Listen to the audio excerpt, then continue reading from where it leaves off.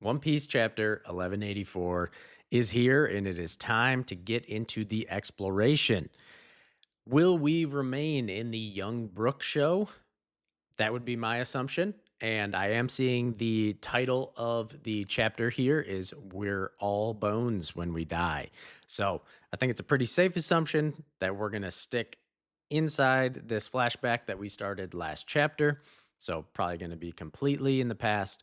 And all I really have to say prior to the exploration in regards to this flashback is basically two things. One, I am, of course, excited to get to see a more accurate picture of what Brooks' backstory was. He's one of our Straw Hats. I love Brooke. And so getting more information on him is obviously something that I personally really enjoy. However, the second point has to just do with the amount of flashbacks in Elbaf and specifically Oda choosing right now to do this flashback. So, all I hope for is that this flashback with Brooke in Shuri, my only concern, I just hope that there is enough insight and importance to the current timeline in Elbaf to support choosing to do the flashback right now because we have so much amazing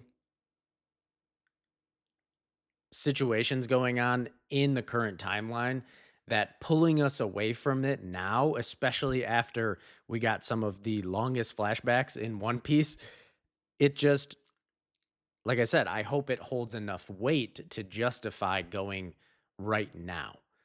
And we can all assume that obviously there's going to be a tie in with Shuri, Gunko, and Emu, that whole situation with them being on Elbaf and connecting with Brooke.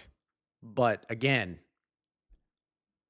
why did Oda choose to do it right now when we have Loki versus Emu, when we have Sanji coming up against Killingham and the Zaza Dream Demon?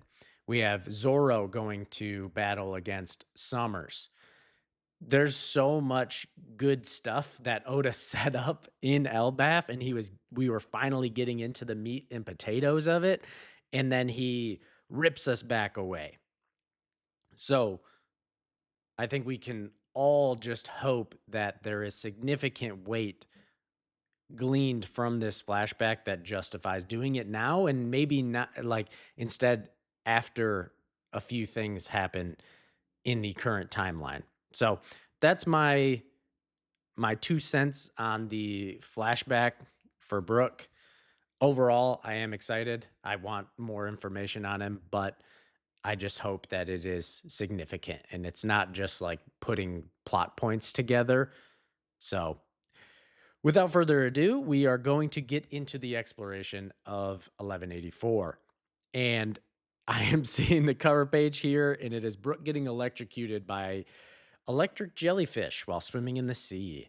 Interestingly enough, obviously we've seen Brooke get electrocuted multiple times. It's almost like a running joke, usually in place of Nami, especially back during Whole Cake Island. That happened. But funnily enough, these jellyfish have the same spiral eyes as Emu. So I obviously that's very intentional by Oda. I don't think there's really any deeper meaning to it, but maybe it is the potential tie-in, just leaning more into the ties of Emu, Shuri, and Brooke. So let's get into this chapter because I am extremely excited. And we're opening up with a image of Shuri here, much older than last chapter. By the time the Princess of Asperia was 14. Okay, so she's 14 years old, right around that same age that we always seem to see princesses in One Piece. They're like 14, 15, 16, usually somewhere in that range, teenagers. Tales of her beauty had spread. until 5 princes of nearby kingdoms had asked for her hand in marriage. Okay, so we got some suitors. And then I see, whoa, and I'm seeing like a sword fly up in the air.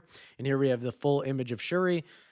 She looks great. Awesome design. We've obviously got the two different color eyes going on, and then she's got the hair a little bit different from her mother's Candel, but she does have the little like swoopy thing on the top, so that's good connection there.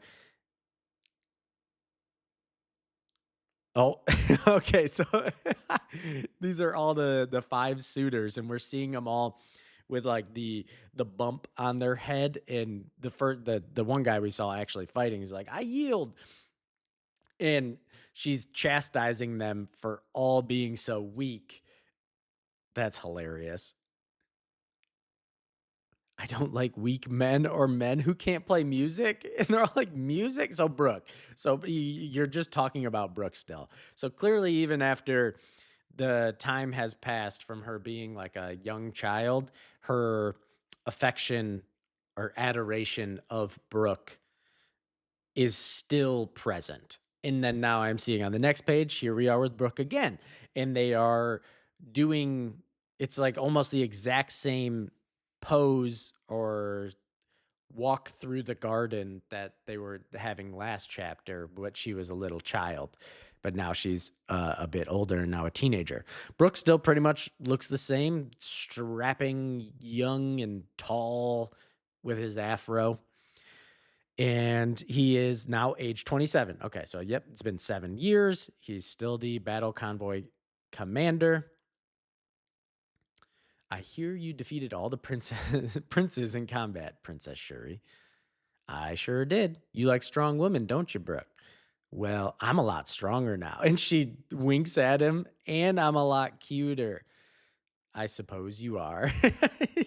So again, yes, her affection is still very strong for Brooke, uh, and he clearly cares for her, but it's you know it, it seems to me that it's more of like a familial relationship for Brooke, more of like a niece, because he talked about the prince or the king, Llewellyn, being like a brother to him.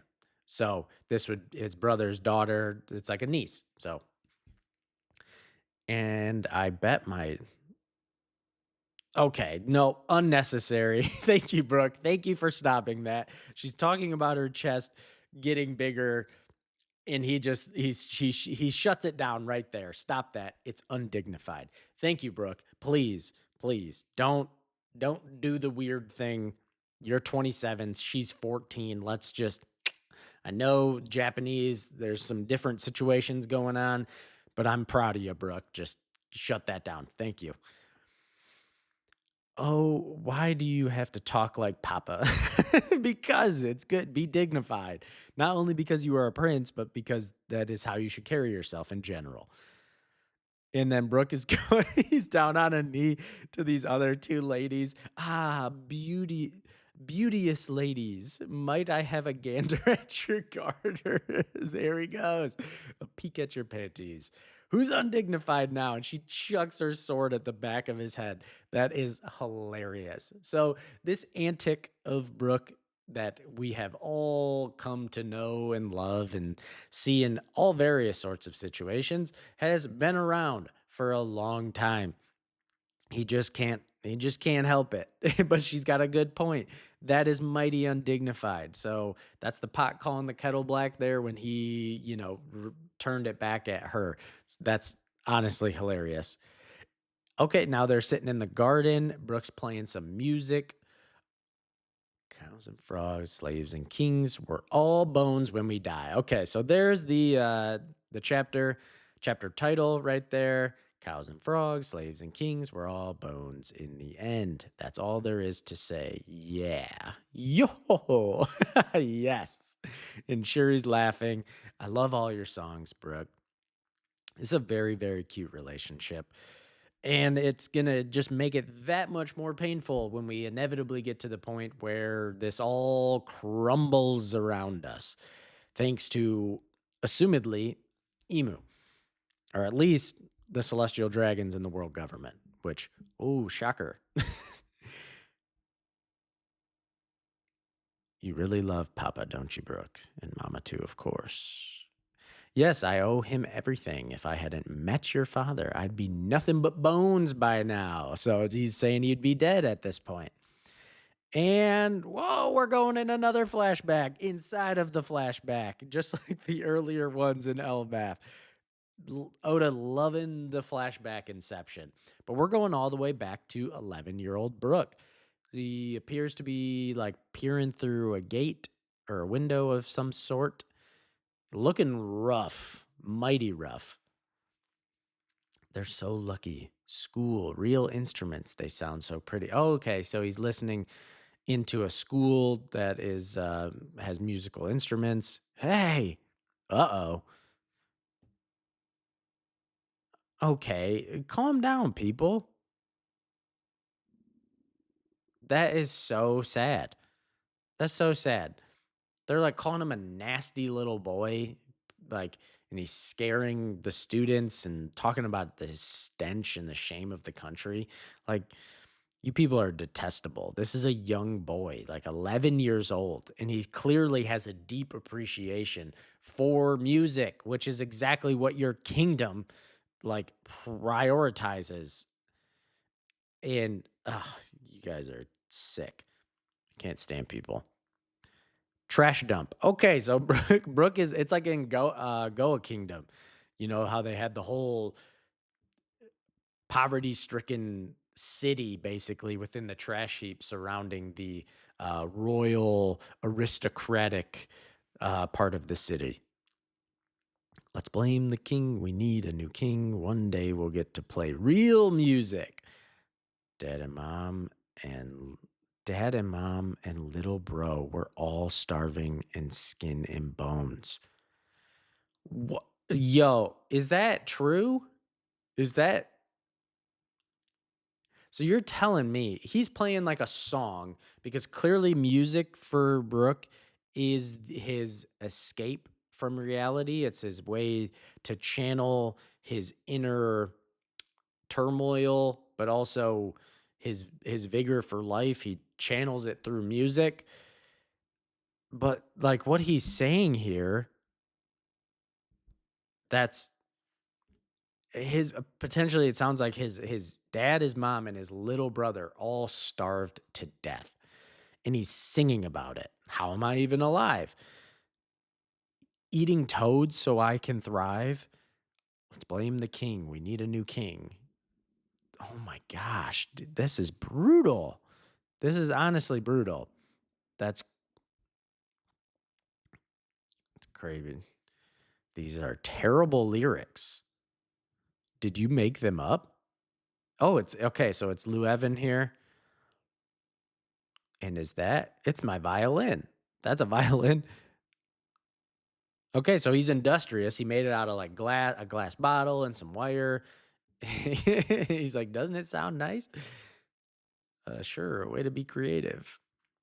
So he doesn't even obviously know that. I'm assuming at this time, if he was talking about needing a new king, I don't think that Lou Evan is the king yet. So he's probably a prince at this point.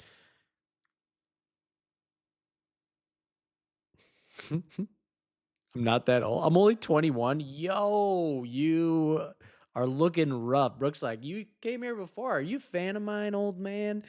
He's like, one, maybe I am a fan, but two, I'm only 21, which is hilarious. It reminds me, if any of you have read or watched Hunter x Hunter, when our group is in the Hunter exam and it's Gon, Killua, and Kurapika, and Leorio drops the fact that he's a teenager, that he is a teenager, and they're all like, what are you talking about? There's no way you're a teenager. You look like a middle-aged man.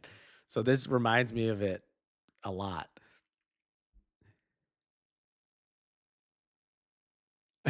And he's talking about his laugh. Yo, because Brooke is like, you look so much older. You must have had a really hard life. And he's like, you got a weird laugh, kid. I guess I'll call you bro instead. That's cute. Here, bro, I'll cook you a meal as a sign of friendship. I caught some fresh grasshoppers and a frog today. Oh gosh. Ugh. That's good. The secret ingredient is curry powder. I steal it from the Navy ships that come to port every now and then. So we got curry powdered grasshopper and frog. Delicious.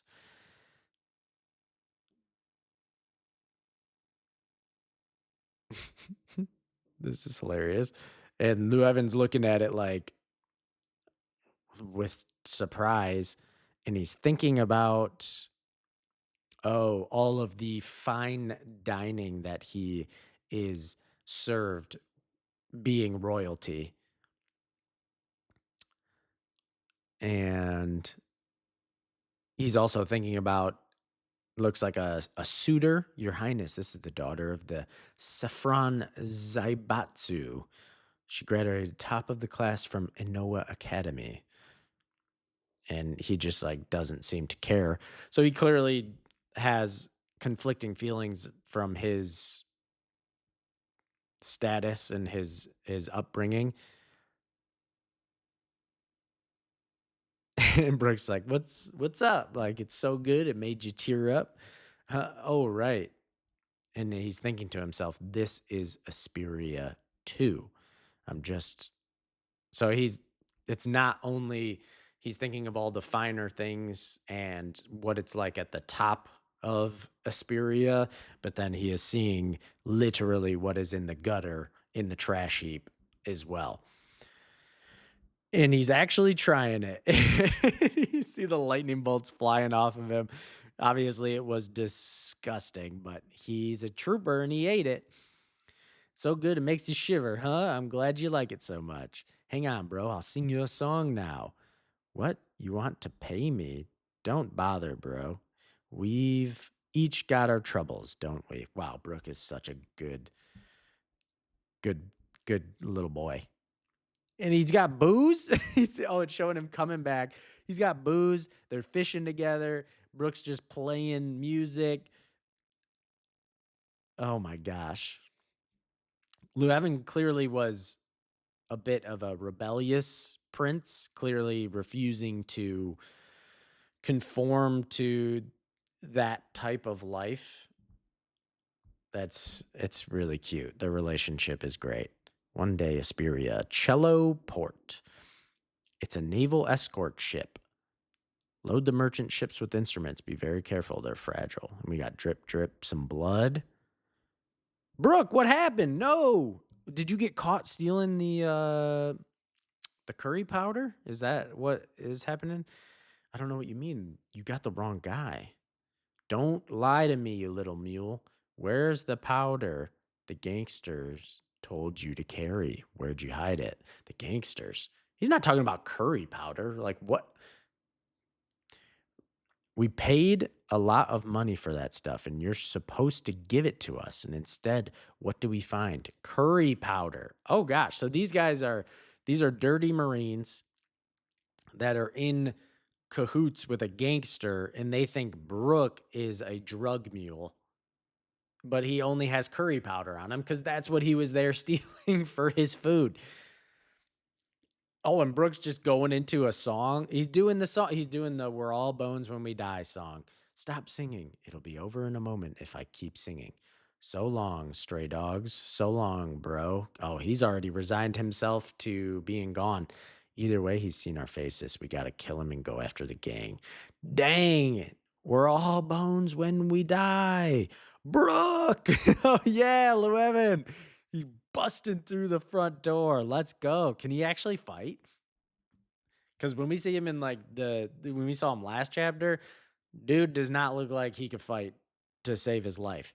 But maybe he's actually got it. Bro, Prince Rurevan. Oh, Llewellyn Rurevan. Huh? Prince? Oh, yeah, because he's never told him. I'm so glad you're all right, Brooke. He's hugging him. Oh, this is precious. I don't know what I'd do with myself if you died. Step back, Your Highness. The battle convoy will handle the rest. And I'm seeing the swoopy, flowing hair. It must be Candel leading the battle convoy, which is she was the commander of it prior to becoming the queen. Don't try to stop me. I'll do this myself. That's right. Mess them up. Get them. They messed with your little bro. Just wreck these dudes. Don't try. Look what these guys did to my little friend. They need to feel the same pain he did. That's right. Prince Revan, we've caught the Mulan family. Okay, so the Mulan family, these people have been a problem because those are the people that showed up last chapter that Brooke had already cut. So they've been a thorn in the side of Asperia for years at this point because that was back for 9 years at least because that was he was 20, now he's 11. You know, math, I can do it. Mule. Oh, yeah, caught the Mulan family and the mule who was transporting their drugs. Mule, yeah, you guys got the wrong guy. Then he really is just a kid who loves curry powder. Yeah, you guys are idiots. Your Highness, you have to set your personal grudge aside. The world government is behind the Navy. That's true, but they're pieces of garbage. If the government is backing this scum, then the world's truly coming to an end, right, Candel? Good, yes. I am your trusted blade, Highness. I'll fight at your side. Hey, stop. We're Navy. No, you're not. You're trash. That's right. You're freaking trash. And they blitz them all, just slicing through them, Candel and Llewellyn. Awesome. That's a sweet panel, too. I really, really like. Oh, and you just think that just makes me think about the fact of the patricidal princess, meaning Llewellyn gets killed, presumably by Shuri, which may at that point have already become Gunko through whatever means or manipulation that Emu used. But it already makes me sad, and he's alive right here, but it's a flashback, so he's probably gonna die. Candel's probably gonna die. They're sword fighting. That's so cool. That's right. Did you hear? Lady Candel's done it again. She saved the kingdom from peril. So she's obviously very famous and beloved by the people of Asperia. And now we are at the palace, which I still love the design of the palace because it's got the harp built into the structure of the actual architecture itself. Are you awake now, Brooke? Yep, he's awake, so he's all bandaged up. Looks like he's in a bed. I'm not angry at you, Prince Llewellyn. Kingdom of Asperia, Battle Convoy Commander Candel. Exactly. Looking fresh. She's always got the sparkles. It just follows her around. It reminds me of like Cavendish when Cavendish is always doing stuff about being beautiful and he just always has the sparkles around him. Uh, that's what it reminds me of. Had potential connection of Candel with Cavendish, both C names. Maybe, probably not. I'm simply asking that you be more mindful of your royal position. Yeah, yeah. Hey, Brooke. He just completely brushes her off. Like, yeah, yeah, whatever. Hey, Brooke, you're a prince, bro? Listen, I'm sorry I didn't tell you. I wasn't trying to hide it. I just had too much fun hanging around you to ruin the good times.